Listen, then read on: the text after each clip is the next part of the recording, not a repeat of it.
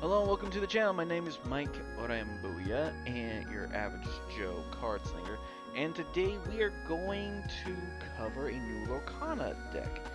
Um, this deck I kind of built in preparation for the Azra Island card sets coming out. Basically, the introduction of dual ink cards, and one of them that's being highlighted is a Bolt from Pixar Bolt's card, and which is a amber steel, yellow, gray, whatever you want to use to describe that. So on today's video, we're going to do maybe one that won't fit into it necessarily, but one that kind of reflects it. And today I'm calling this deck King's Core. This is a silver, steel, amber, Lion King more themed deck that relies on a couple things. So let's get into it. So what are the goals of the deck? So the deck is a challenge-focused deck. So this is going to be very aggressive. This is going to be about hitting my opponent for great deals of damage in hopes to get them off the field. That way they can lose their lore, income, service, and lore generator, and even attack some location if need be. So because this is a challenge-focused deck, you're going to see a lot of challenger effects. Challenger basically says if I use this character to challenge, I can get a buff to my strength. Resist. Resist is a mechanic that allows me to reduce the damage my character takes. And then banish effects, basically saying, hey, if this character banish another character, do X, Y, Z. And the items of the deck are going to focus on buffing, so either giving, resist, or challenge, or something of that extent. And then healing, a way to kind of counteract the damage, because one thing to remember about Lorcana, damage persists. It doesn't get wiped at the beginning of the turn, similar to Magic. It stays throughout the entire game. Alright, so let's do the deck breakdown.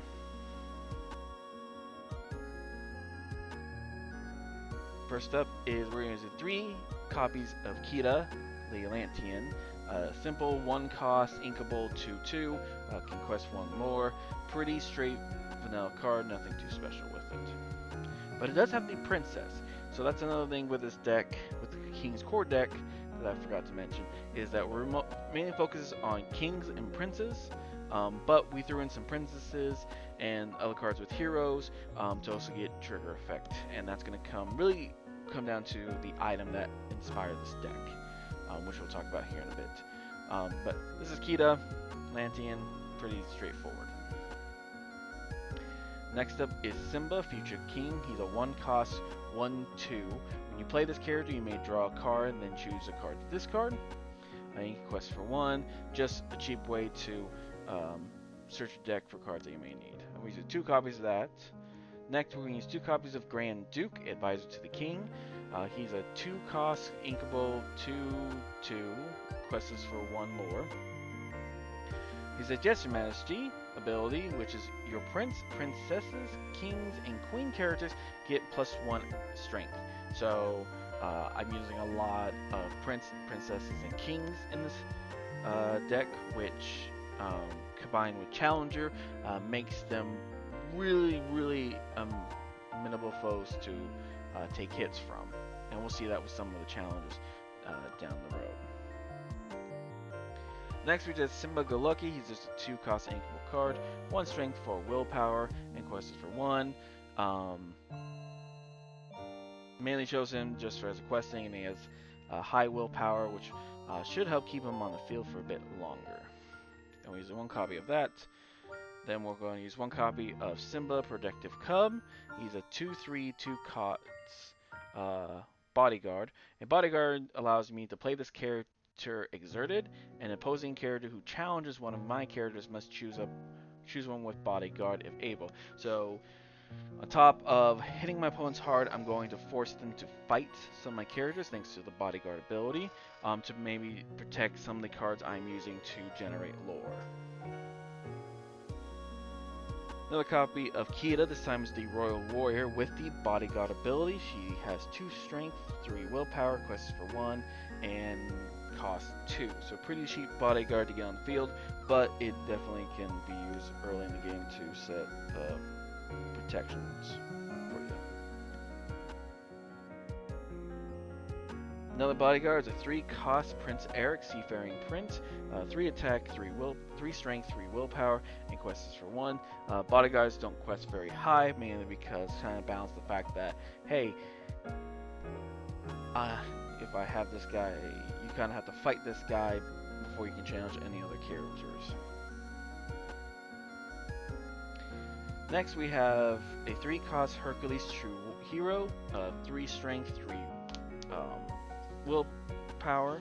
He also has the bodyguard effect. So as you can tell, I'm using a lot of cards with bodyguard as well to kind of force my opponent to, if they wish to challenge, to go through some of these stronger characters first. And most of them do have the prince, so they're actually going to be a bit stronger. So if I had Grand Duke out with this Hercules, he's actually a 4-3. Plus there's other effects of giving my characters resist to make it a bit harder to get rid of them, and kind of force them to maybe throw some characters at the wall to get through my defense. Next up is Simba, Lost Prince, 3 inkable, 2 strength, 4 willpower. Face the Past is his ability. During your turn, whenever this character banishes another character in a challenge, you may draw. So this is where the more aggressive challenge of me challenging my opponent comes from. Plus, if they previous turn made swings at my characters and went against my bodyguards, they're already going to be weakened. So there's a good chance for me to banish a character when I get Simba out on the field, or to banish a character and draw a card and to trigger those effects, since I have bodyguards that kind of help chisel down some of my opponent's offensive attacks. Next we have a 4 non-inkable Mickey Mouse Trumpeter, 0 attack, 1 willpower, and his whole goal is to basically allow me just to pay 2 ink just to attack. And this is where the bodyguards are going to come in to protect characters like Mickey that have more of a utility role than a attack or defense role. Yeah, so we're using 3 copies of this, and this is basically just to pay 2 to get characters out for free. And this is especially helpful with bodyguards, because I can tap him and then play a bodyguard for free, and now there's bodyguards protecting him. Though he is very, very weak, it does make it very easy for him to destroy, but hopefully I have some other cards to help buff his willpower, at least to make him stay on the field a bit longer, is my plan. Next we're using 1 copy of Philocrates, No Sense Instructor. He has 2 abilities. He is a 4 cost, 2 strength, 3 willpower. My heroes gain challenger +1, so they get +1 strength when they challenge. So Simba Lost Prince was a 3 strength character with challenger +1. He bumps up to 4, and then if we team that up with Grand Duke, he's now a 5 strength character. And then also, whenever you play a hero character, you gain 1 lore. And since most of my cards in this deck are heroes, this should be a very easy way to generate lore. Next, we have our first shift card of this deck, Simba, Pride Protector. He's a 5 non-inkable, 4 strength, 4 willpower, but I can play him on top of a Simba for just 3. Understand the Balance is his effect. At the end of my turn, if this character is exerted, I may ready your other characters. So basically, if I use, so let's say, Mickey Mouse's, the Trumpeter Mickey Mouse ability to play a character require me to tap it. If if I have him on the field, I use a challenge or have him quest. Since he's exerted, Mickey goes back up. Mickey cannot be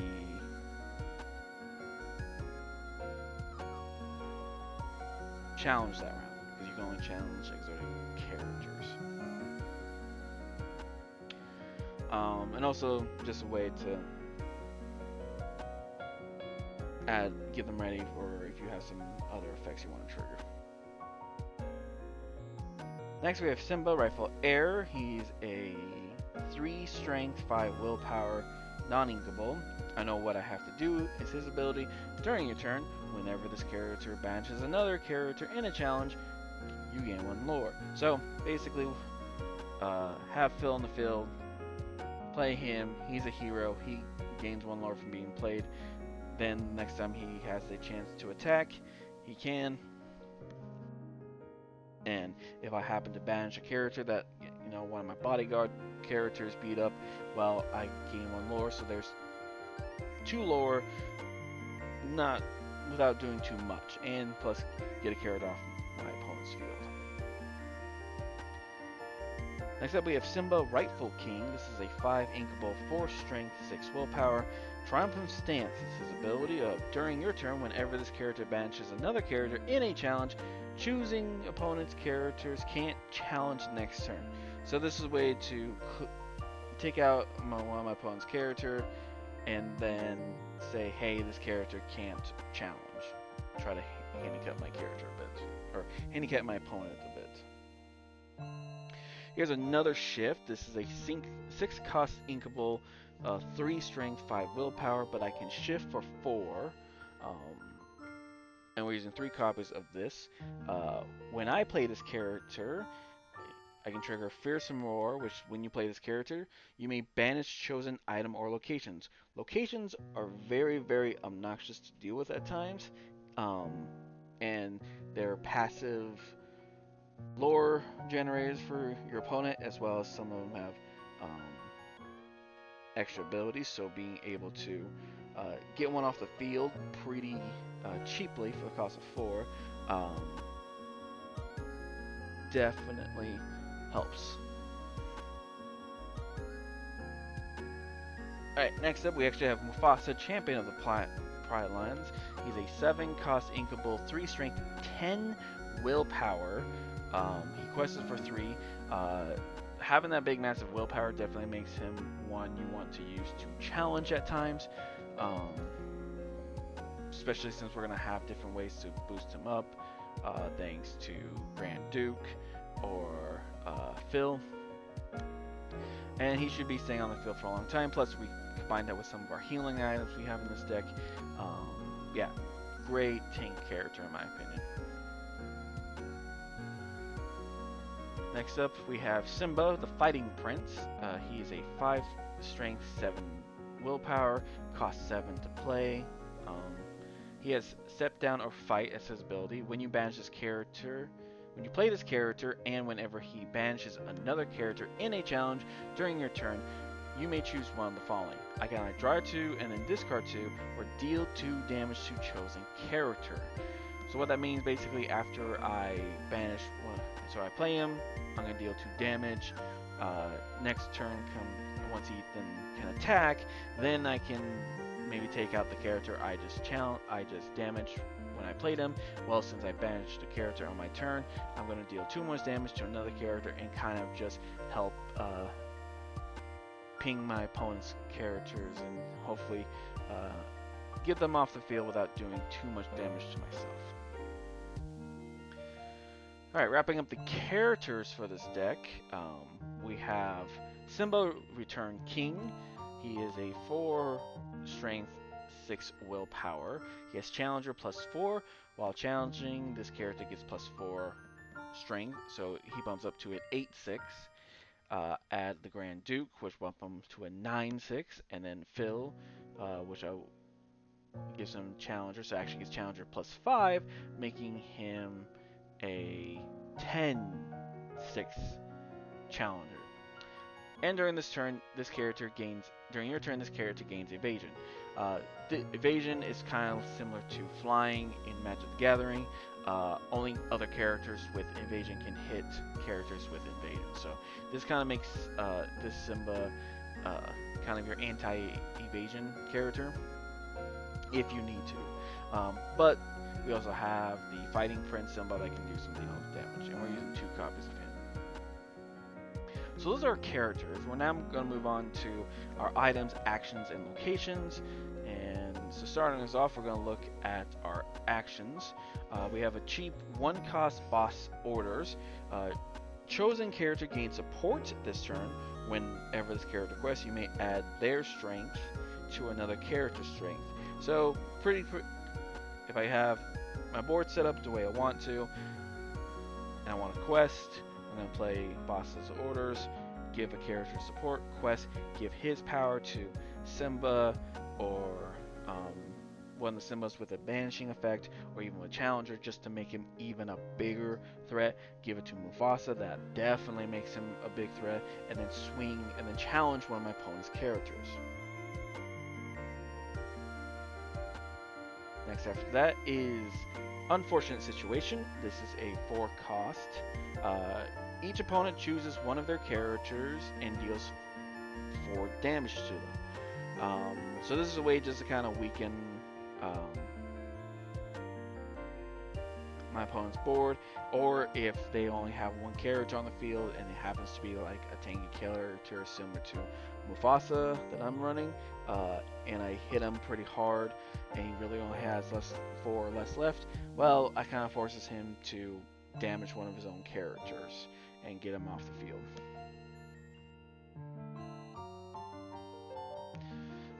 Next, going on to items, we have the Amber Chromacon. It is a 2-cost item. I can tap it and I can remove 1 damage from each of my characters. So this is where our items are definitely going to be used more for healing or buffing, and not so much a lot of lore production. Next up is the Healing Decanter. Similar to the Amber Omicron, but when I can tap it, I can move 2 damage but from 1 character. So if I tap both, I can do a total of 3, remove 3 damage from 1 character. And we're running 2 copies of that. Next is the Mouse Armor. 2 cost on Inkable. I can tap this and then exert this. Chosen character gains resist +1 until the start of your next turn. So basically that means for the rest of my turn and my opponent's turn, he gets resist +1. Resist just lowers the damage he takes. So if my character is going to take 3 damage, but he has resist +1, well now he just takes 1. King Sensor Core, this is kind of the card that inspired it a bit, because of its 2 effects. Your Prince and your King characters gain resist +1. So Hercules, the Simba cards, and Mufasa are all kings or princes, and so now they all have resist +1. I mean, they take 1 less damage when they get hit. Add that to the Mouse Armor. I tap that. Well, now I can give a character +2 resistance, and that allows them to take 2 less hits, and that can really help, especially if I'm going against a character that may only has 2 strength, and that basically nullifies their damage to my characters. Also has the Royal Search effect. I can exert it and pay 2. Reveal the top card of your deck. If it's a Prince or King character, I may put it into my hand. Otherwise, I just put it back on top of my deck. So this allows me kind of to see what card's coming next. And if it's happens to be a King or Prince, I can just add it to my hand and play it. Either play it or use it for next turn. To wrap up items, we have Heart of Atlantis. I can exert this, and then I pay 2 less for the next character you play this turn. Just a way to kind of reduce the cost and help stack my side of the board with characters, either with Bodyguard or Challenge, or just hit very hard and try to overwhelm my opponent. Is kind of what I'm playing with, and with the Mickey, and with the Mouse Trumpeter, where I can pay 2 and exert it to play a character for free. add this to reduce the cost, and maybe play a 2-cost character. Well, now he's a free cost character. Lastly is our locations. First is the Pride Lands. It is a 2-cost to play. It's 2 ink to move a character there.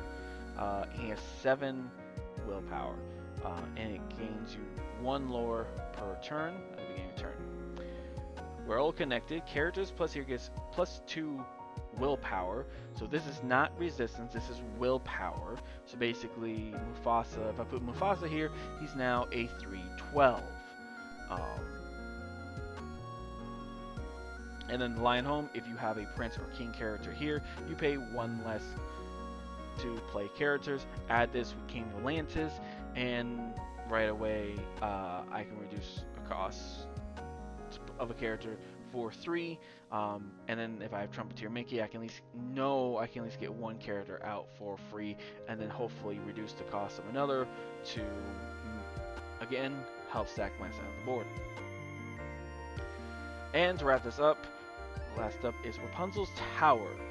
2 cost inkable, 1 cost to move a character to the tower, and also another big of 8 willpower. And this also gives another bonus of characters get plus 3 willpower here. So again, our 2 locations are definitely used to buff up our characters. So especially with Trumpeter Mickey, it makes him, if I put him at Rapunzel Tower, well, he's now a 0-4 instead of 0-1. Makes him a bit harder to hit. Give him resist every chance I can, so he takes 1 less damage. Use the Amber Amicron and whatnot to continue healing.